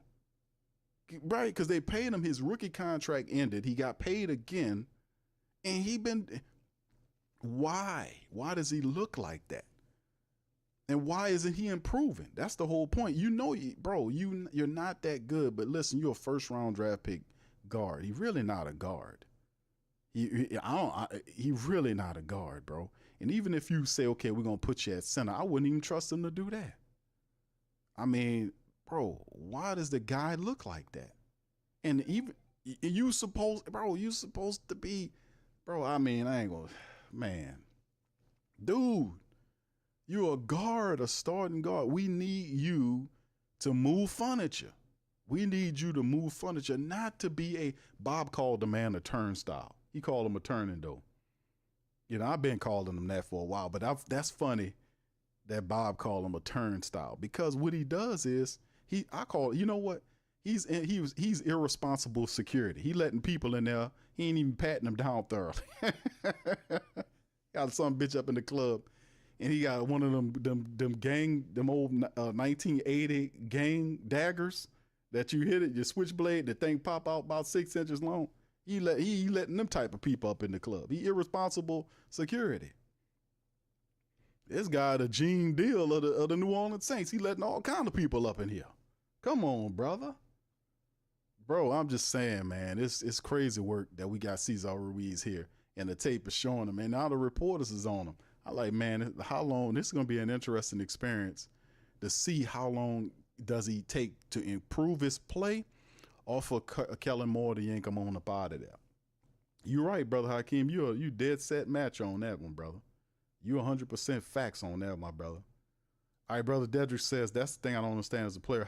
How do you not understand you are trash and don't put effort into getting better? It's like they don't care, they're getting paid regardless. I don't think they ain't gonna think that they trash, right? Because you ain't gonna be on the team no more, right? Because if you think you trash, then eventually they're gonna get you released. That's gonna get you cut. So they gotta have to understand that I'm not trash. The fact that I am better than this, I just gotta clean up my technique. I gotta do this better. I gotta do that better. And they got coaches and everything that is being paid for to have you to become the best you could be. It's all on you. The coaches are there. The equipment is there. The buildings for you to work out is there. The film is there. Everything is there. It's the player. The player has to have a commitment to excellence. He has to see himself better and take advantage of it. He can't be cool with taking these checks and all this kind of old stuff. They got to step up. You're right, OG. No excuses. Dedrick says they're selling Girl Scout cookies out there. I don't know. I ain't buying none of that. I ain't buying them. All right. Yeah. There you go. He said they just gotta bust the seal. Yeah, and I think they're gonna win today. I'm gonna just be honest with you. And the key to it, if you're Kellen Moore, also how you deal with them offensive line issues, fam. You got to get the ball out fast.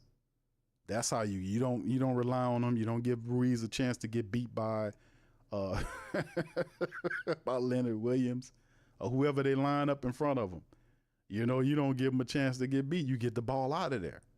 You got to play fast. You got to get the ball out of there. You can't stand back there and think you got time that you don't have. You're going to have backups in there. That means having backups and signifies the fact that you're going to have to get the ball out fast.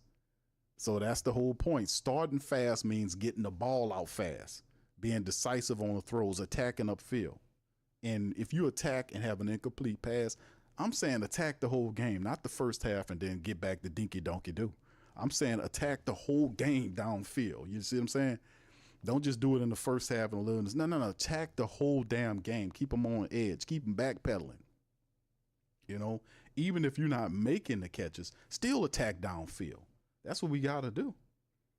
All right. Shout out to Deborah. What's up, Deborah? Shout out to you. Good to see her in here. Shout out to the Queens. All right. What's up, student? Aloha to you. What's up, Brother Greg? Brother Greg says 27-17 Saints. That's a good score. I think the Saints win, man. 504 Coach says 37-17. Bev says 27-20. All right, the Candy Man. Shout out to you, brother. Good to see the Candy Man here. Much love. Skylife, what's popping, fam? Say, I think the Saints get the victory. I think so too, bro. I think they're gonna win. Everybody is disrespecting the black and gold. I think the Saints love. I think the players love Kellen Moore. The best way you can send out love to your coach is win. Go out there and outperform. And it's not the Legion of Boom we playing. Let's be honest. No disrespect to Seattle people, but this is not the Legion of Boom. This is a Seattle team that got a good defensive line up front. The secondary suspect. They got players hurt. Several of their players hurt on the secondary. And they got an offense with good pieces like Kenneth Walker III and Zach Charbonnet. He's out. But you do have Jackson Smith-Njigba, who's a good young wide receiver. Cooper Kupp is slick and smooth as always. That hurt. Torrey Horton's a good little speed option there. They got interesting young tight ends. They got some good young, interesting pieces. But this is still a Seattle team that's very beatable. I know we going up there to play them in that stadium, but you could take the L out of that building by attacking fast. J. Melfair says Saints won't be the top pick. I think there are 5 or 6 teams worse than them. The Saints are weak on talent at the moment, but they're building the right Rattlers better than you expect. I don't think they're weak on talent, my brother. I agree with the rest of your statement. I definitely agree that we're a lot better than what they say. I don't think we're weak on talent. I think we're inexperienced in certain avenues, but we're not missing on any talent. I mean, they have, and all those guys are there. Olavi and Rashid Shaheed, Jawan Johnson, these guys need to just execute. They need to catch the ball better, do stuff like that. I don't think we're missing on the talent. Even with some of the guys that we have on offensive line, we know McCoy's good. We know that all these other guys are good players, and you got to get them up to speed. You got to coach some of these guys up, and you cannot be delusional about their abilities. Like if you recognize this guy as a guy that is struggling, you got to challenge him, put him in the film room, get him to do better, and have him to commit to improving or ironing out his weaknesses. Like Penning, there are many issues with Trevor Penning, but one of the biggest points is he gives up his leverage because he always blocks too high. And a guy, don't matter how big you are, he going to get right up under you because it's a leverage game. You got to bend and get down to get under their shoulder pads. If that big guy gets up under your shoulder pads, that's over with. He'll control you like a remote control, man. He walk your ass wherever you want to. You're a vending machine at that point. And that's what Cesar Ruiz is. He's bad with his leverage. Cesar gets down, but his footwork look bad at times. Sometimes look like he's falling forward with no. Come on. You got to plant and drive if we running. It's just a lot of stuff with these guys, man, that we need to see. But they have the talent. Some of these guys need to be coached up, right? Carl Granderson on the other side and all these other guys. We got some good players here. The draft that they just had was a very solid draft because a lot of them players are contributing. That's going to contribute now and into next season and beyond. They have the players. It's just about the coach making sure these players are used properly. And I think Kellen Moore eventually will do it. We'll see. But shout out to you, brother. Thank you for the comment. All right. And Clint said, what's up, Clint? Clint says Penning has improved, so there's that. Ruiz, by comparison, has always been trash. All right. Now, I mean, Penning still looks bad at times, bro. And you have to be careful of Penning back from injury. The post-injury first game Penning, because, he kind of, if your mind ain't reset and his play's not reset, it'll go back to, post-injury Penning where, he's blocking too high, this sort of thing. He's not a guard. And the scary part, I don't really want to scare the family members, but the scary part is Penning's not better than Dylan Reduntz at guard. Penning's not better than Taliese Simpkins at guard. He's not better. I don't want to scare anybody. I'm just saying this man didn't have enough time to get better than his backup or backups. He just started playing that position. He had some injuries that kind of stopped him from development. So who you kidding? I'm just saying. Penning, he's not better than Dylan Reduntz or Taliese Simpkins at guard. But they're going to put him in there because he carries a first round grade and they're trying to justify the pick. They're trying to justify finding a spot for a guy that didn't work at 2 spots before. He hadn't played that position enough to know how to be consistently good. So whatever we getting, we hoping it'll be better than whatever we've been seeing, but there is that. Just wanted to sprinkle that on y'all.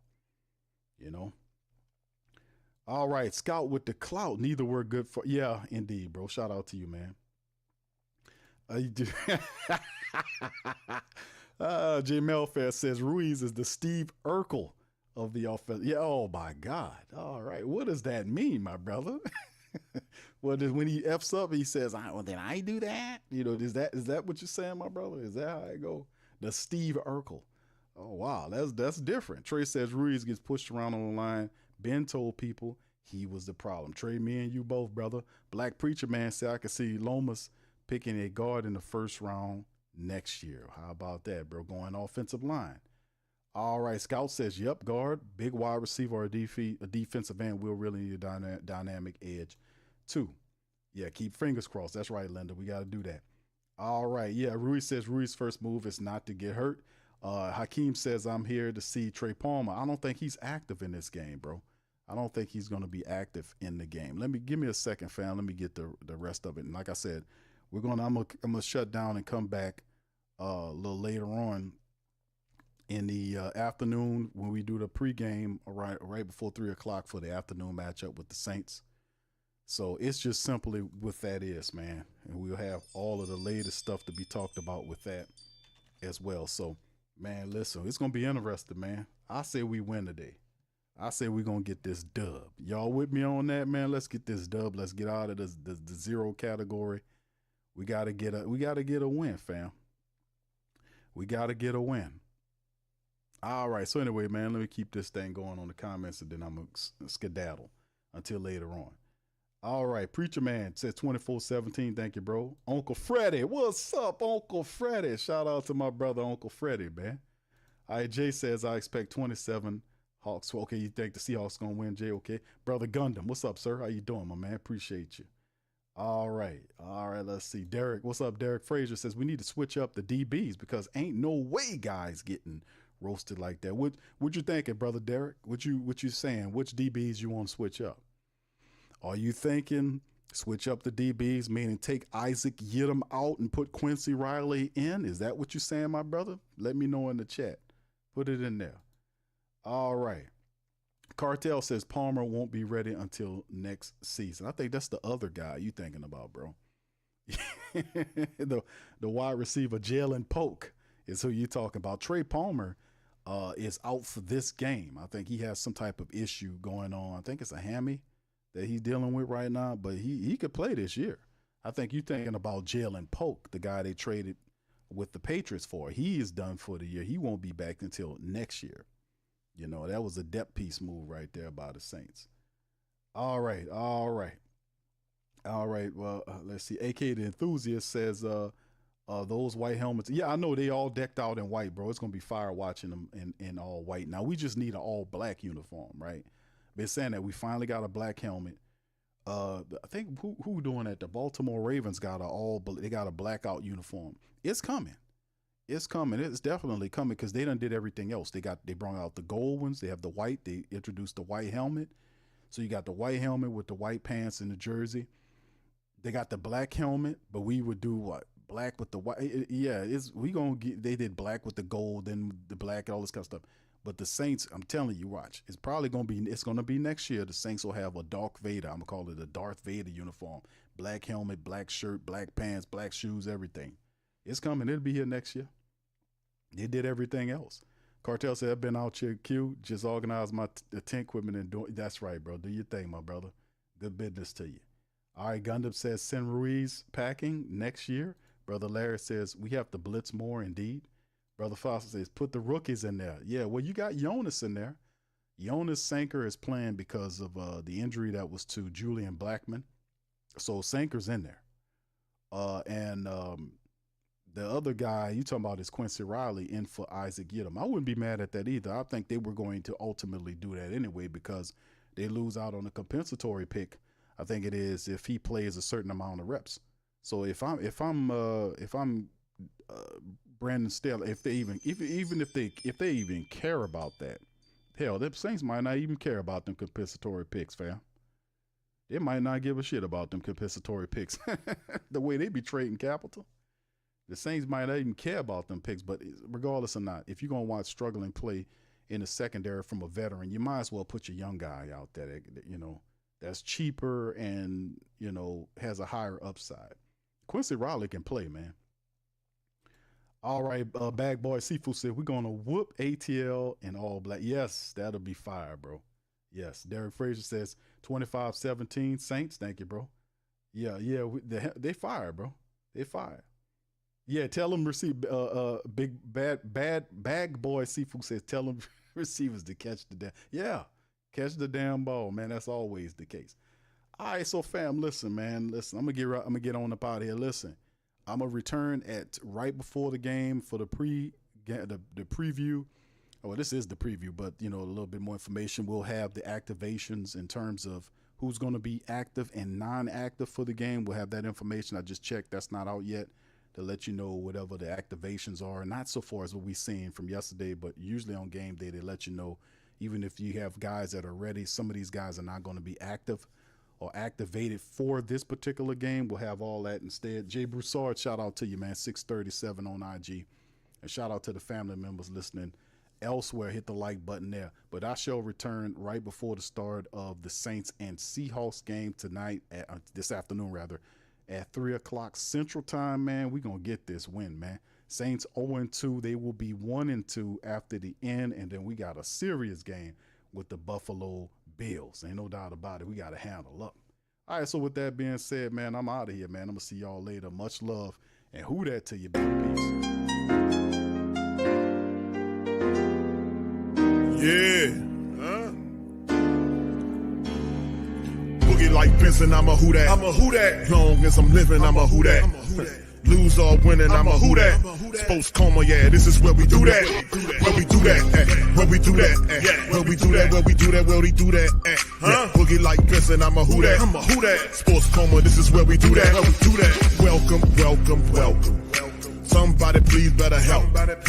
Running this thing like Elf. I thank God every day I'm not a felt. Go to YouTube Live with Big Q and the guys. If you ain't ride or die, the bandwagon get flipped. Been marching in, that was way for the ring. I was yelling out your shame for the championship. Bucking on town, duck down. Falcons pluck, get shut down. Panthers ain't much touchdown. The vision really belong to us now. So much hate on the Saints, you could probably tell. Ever since Bounty Gate hit the NFL, when things seem fishy, then you probably smell the crooked referees on Roger Goodell. Yeah, probably like this, and I'm a who that. Every day I'm living, I'm a who that. Lose or winning, I'm a who that. It's the sports coma, this is where we do that. Where we do that, where we do that, where we do that, where we do that, where we do that. Boogie like this, and I'm a who that. It's the sports coma, this is where we do that. You're listening to the Sports Coma with Big Q and the guys on the PRO Media Network.